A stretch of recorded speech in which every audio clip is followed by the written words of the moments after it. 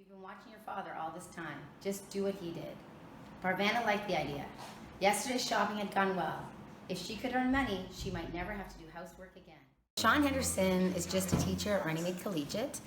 He started this because he really did find that kids were falling through the cracks, and he got together with Rachel Cook, and together they made this come together. They developed this. What grabbed me was it was about Jets stands for the joy. The J stands for joy in reading. So it's joy, empathy, thinking skills, and strategies that you use, the reading strategies. And so they were showing us clips of how in classrooms it was working. He has a whole website that talks to you about everything, really everything he does. So if you decide you would like to try this, he has a whole website with lesson plans and philosophy and how and why he started doing it. And he said that he started doing it because his principal was asking him, why are our scores so low on the literacy test? And he didn't have a solution, but he knew the kids hated English and he knew they weren't progressing. And so what they did was they started the day as they would a Jets classroom. And so they started with, like they did what I just did with the, they gave you the book talk. And the book talk got us excited about whatever book he was talking about. I can't remember the book. And then they went into silent, and they said, and now you silently read. And one of the things they really emphasized was you have to have great books in your classroom, and you have to be excited about them, and if you're excited about them, then the kids will get excited too. And that's what I actually found. How did you go about, like you decided you were going to do this? So what did you do? Like you went and got the books first, so they can email me a list of, but do you need a number of books? That was my question. Do you need specific number, 500 books, 1,000 books? How many books do you need? So I would say, because I went into an exploration classroom for Jets as well. All right. And the teacher in there said he just went to his school library and took out a ton of books, took out as many as he could. But you do need to start with 50 books. Like, at least. You need 50 good books that the kids can read. Yes. And that they'll gravitate to. And you also have to read them. So the teachers have to read the books. Obviously you can't read every single book, but I would say, you know, you can start with graphic novels and have a good 20 to 25 graphic novels. And then they have to be leveled books so the kids can, as you know, they're getting to be better readers. They can graduate up to higher level books. So you need a lot of books. And it's not just fiction, right? Not just fiction, so it can be nonfiction. If you decided you want to do this, you could literally go into his Google Classroom, and he's got his whole website you could follow. He's got reports with evidence of why this is working. And he's got tons of lessons. He uses informational graphics. The kids read every day and then they write every day. Okay. And he's got a whole marking system. So they even gave us like a placemat to show you, okay, so we're gonna do writing, we're gonna do a close reading evaluation, they're gonna do a book talk, they're going to do a topic notebook, and they're going to be reflecting on reading. And so it even goes, they're writing essays about the books and about books they really like. So if you decide to do it, his website is, his Google Classroom is such a great resource. And we'll put a link at the end of this video. And on the assessment piece, you know, I do my diagnostics at the beginning of the year, and I have done a whole bunch of LSDKs recently, and they have gone up grade 2, and one student even went up 4 grade levels. And that's what Sean Henderson was advocating. If you go to his, he says that the kids are going up grade levels, and it's happening. And I feel like a lot of my kids have been stuck in the past, and that we never went up to the next grade level. And because they're reading stuff they like to read, they're reading. About reluctant readers. So you have the, I'm not reading, I don't want to read, I've never read. What do you say to that? So I do have that. So I have actually, you know, because I have some child needs workers in the classroom and myself, I read with them. So I read with them to try and grab, and then we'll do, I read a page, you read a page, and if that's not the book, we find another book.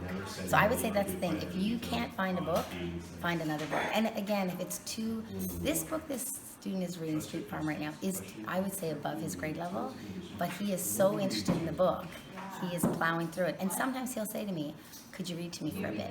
So it's this interaction of, I feel like he wants to see what happens next, and sometimes he gets tired. It's almost like he gets tired, it's hard work, but that's what I want. Building stamina, right? Yeah, You're trying to build exactly. reading stamina. That's Exactly. the big thing. Exactly. Which is why if they decide they want to keep reading, I want them to keep reading. Yeah, right. Them to do this as homework. I expect this to be done in the classroom, and that's why I would say I give more time to read, because I want them to read in the classroom. I also don't want the books to go missing. Some kids do take the books home and you know they're reading and they come back the next day with the book, and I have had students come back and say, oh, I forgot my book, and so then they're really disappointed. So I feel like I want the book in the class so I know they've got the book. If they want to read another book at home, I'm happy, but I want them to have that Jets book in the classroom so they can read. So do you include electronic reading in that, digital reading, or is it all print? Well, that's funny. One of my students keeps asking me if she can read books on her phone. I'm not letting them because I feel like I don't know, I can't see what they're reading. And I'm worried that they won't be reading the book, that they'll be doing something else. And then this is, just shows, these are the books we've done all semester, and the kids have their own list of books they want to read. So I think doing the book talks is really important to keep them reading. The strategies are all built on the reading, and I will add infographics and try to relate it to themes that they're reading in their books. But we do writing as well, so I've left a lot of that out, but they write in their journals. It's free writing, and I will try to work on one skill every day, but it's not overwhelming. I'm not marking every little punctuation mark. The idea is today we're gonna talk about commas, and tomorrow we're gonna talk, so we might do 5 minutes of that a day, and then we move on to our reading strategies or essay writing, so we do find time to write after the reading step. I was shocked at the uptake. It happened. It was just organic. I started doing these book talks, and even the kids that are reluctant to do any work in the classroom would take the book. I've got one student, if she doesn't do anything all day, she will read that book, and then she wants to talk about it. They're excited to talk about the book. So that's, I think, we're all at different levels, and we can all do it together, and so it really feels like a classroom as well. I'm reading Anya's Ghost, which is about this girl who is very jealous of other people, especially this one girl who is dating this guy that she really likes, and she falls into a hole and she meets this ghost named, I don't remember her name, and they go on adventures together. Not really adventures, but like this ghost tells her like answers to like tests and stuff, and she tries to help her get the guy that she likes, but like that didn't end up working out well, because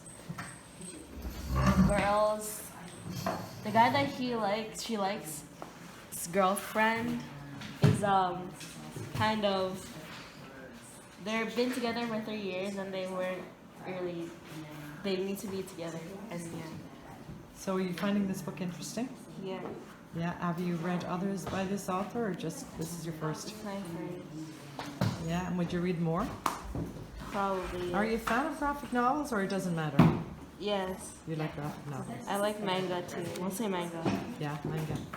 Okay, that's great. Thanks for letting me know. Really, for giving us this little insight into Jets, Jane. I really appreciate it. Now, you're going away on 4/5, but can people email Sean Henderson? Is there someone they can contact if they Sean run into Henderson problems? is definitely the guru, or even Rachel Cook, but Sean Henderson seems to be really leading the charge on this. Yeah, and there are ongoing workshops on this. And he had a whole bunch of exploration classrooms this year to go in and see. Okay, and take a look at it. Yeah. All right, well, thank you so much. Okay, thanks.